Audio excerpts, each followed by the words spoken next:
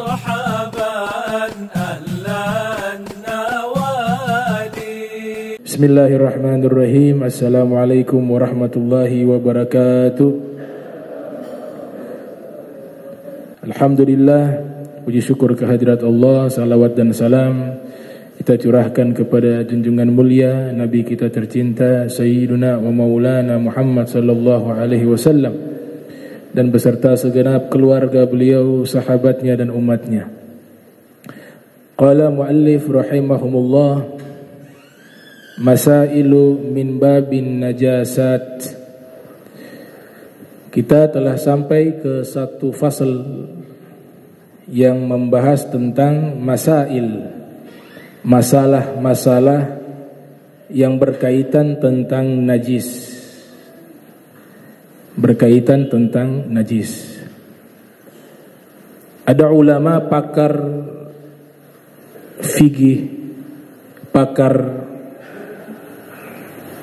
bahasa Arab, pakar tafsir Al-Quran, dan banyak ilmu-ilmu yang beliau kuasai.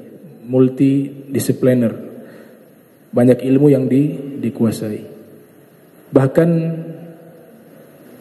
Ibnu Hajar Al-Asqalani yang terkenal sebagai ahli hadis dunia beserta muridnya Al-Hafiz Al-Imam As-Sakhawi. Saya lupa tepatnya siapa yang menyatakan, antara guru atau murid, saya lupa. Pernyataan ini mungkin dari Ibnu Hajar atau muridnya Imam Sakhawi. Saya lupa di antara dua ulama ini yang menyatakan kalimat ini. Pokoknya di antara dua tersebut. Nah, mereka memuji sosok ulama yang mukim di Zabid, di Yaman, bernama Al-Imam Ibnu Muqri'. Al-Imam Ibnu Muqri' dikatakan oleh Ibnu Hajar atau Imam Sakhawi adalah orang yang paling alim di zaman tersebut, ya. Paling alim senegara Yaman. Itu namanya Ibnu Muqri'.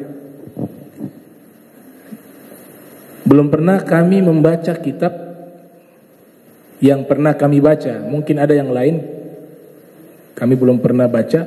Tapi sejauh ini yang kami mulai pelajari dari berbagai kitab, itu mengarang kitab seperti Ibnu Muqri'. Kitabnya pernah saya singgung kitab tersebut, unwan, ya, kitab unwan beliau itu seperti teka-teki. Kalau dibaca ke kanan ilmu, misalnya ya, ilmu nahu, ke bawah ilmu fikih, ke samping ilmu qawafi. Jadi satu lembar itu muncul 5 ilmu. Dan baca terbalik juga dapat 1 ilmu. Itu salah satu karya Ibnu Muqri'. Nah, Ibnu Muqri' mengatakan di dalam kitab unwan beliau, di antara masalah-masalah yang dikutip dalam kitab Taqrirat, masalah-masalah najis, yang pertama adalah al-khamru wan nabith, yaitu khamar dan nabith. Khomar, kata beliau, ini muannas, kata Ibnu Muqri'. Khomar itu di dalam bahasa Arab ini ada namanya gender dalam setiap benda. Beda dengan bahasa Indonesia. Bahasa Indonesia setiap benda, ya benda tidak dihukumi punya gender kelamin. Gelas-gelas tidak ada gelas laki-laki, gelas perempuan. Sama seperti bahasa Inggris juga demikian. Benda juga tidak dihukumi gender, tidak dihukumi jenis kelamin. Adapun bahasa Arab berbeda. Setiap benda itu sudah ditentukan jenis kelaminnya. Setiap benda, walaupun benda mati, itu ada jenis kelaminnya di dalam bahasa Arab.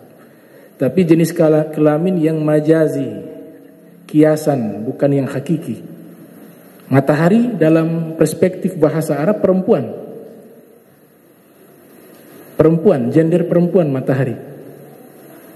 Segala sesuatu yang hanya satu yang Allah ciptakan dihukumi muannas, dihukumi perempuan. Dan khamar itu termasuk gendernya muannas. Dia kategorinya secara bahasa adalah jenis perempuan yang kiasi, kinayah, majazi. Itu secara bahasa. Adapun kata najis ini diambil dari kata kerja najisa atau najusa. Bentuknya fi'il madi najusa atau najisa. Kalau najusa masdarnya adalah najasatan. Najusa yanjusu najasatan, artinya najis. Atau yang kedua najisa yanjasu najasun atau najasan, artinya juga najis. Nah, uniknya di dalam terminologi bahasa Arab, kalau wajannya faula, najusa, tohura, itu maknanya soro, artinya menjadi najis. Jadi najusa yang justru najasatan, artinya najusa itu artinya menjadi najis. Itu secara bahasa. Ada perbedaan antara najas dan najis. Maknanya sama, najis artinya, tapi secara makna berbeda. Kalau najas itu dari masdar, artinya adalah madalla ala khudutsil amal. Ya, najas itu artinya diambil dari kata bentuk masdar. Masdar itu fungsinya adalah madalla ala khudutsil amal, menunjukkan terjadinya satu perbuatan. Jadi kalau artinya najas, itu perbuatannya yang dimaksud, bukan bendanya. Perbuatannya yang dimaksud. Najas madalla ala khudutsil amal. Sama seperti najasah, juga masdar. Najasa artinya masdar, menjelaskan perbuatan biduni zaman wal waqt, tapi tanpa ikatan waktu, karena dia bentuknya bukan kata kerja. Yang terikat waktu itu kata kerja. Adapun najisun itu kata benda. Al ismu madalla ala dzati, dia menunjukkan zatnya. Sehingga kalimat yang benar itu, kalau kita ingin mengatakan baju yang najis, maknanya di situ baju yang najis, bisa dimaknai baju yang terkena najis dan seterusnya. Maka kalimat yang benar itu ats-tsaubu dalam bahasa Arab, ats-tsaubu an najas apa najis? An najis, baju yang terkena najis. Karena kalau an najas itu perbuatan. Nah itu. Nah ini agak sedikit rumit, sedikit gambaran bahwa mempelajari bahasa Arab dengan bisa menguasai tata bahasanya itu sulit. Bahkan orang Arab sendiri yang tidak belajar, dia tidak akan bisa benar di dalam memaknai bahasa Arab, apalagi memaknai Al-Quran dan hadis Nabi dan kitab-kitab para ulama. Nah, sehingga dibutuhkan waktu khusus untuk memperdalam bertahun-tahun untuk bisa memahami dengan benar al-qawaid al-arabiyah, kaidah-kaidah bahasa Arab. Dan Al-Quran itu luar biasa, uslub bahasanya luar biasa. Ya. Ini prolog dari masalah najis. Disebutkan al-khamru wan nabith kilahuma muskirun wa najis wal farqu bainahuma lughah. Anna al-khamra mattukhidha min asril inab wa nabith mattukhidha min ghairi asir inab. Ya. Anna al-khamra mattukhidha min asiril inab wa nabith mattukhidha min ghairi asiril inab. Ada sedikit perbedaan antara khamar dan nabis al-khamru wan nabith. Tapi substansinya sama, sesuatu yang memabukkan. Sesuatu yang memabukkan disebut dengan al-khamru. Kullu muskirin khamrun wa kullu khamrin haramun. Segala yang memabukkan adalah khamar dan segala khamar adalah haram. Akan tetapi secara bahasa dibedakan. Secara bahasa, uslub bahasa Arab, al-khamru wan nabith kilahuma muskir, dua-duanya memabukkan, wan najis, dan dua-duanya najis. Jadi khamar itu dia hukumnya najis.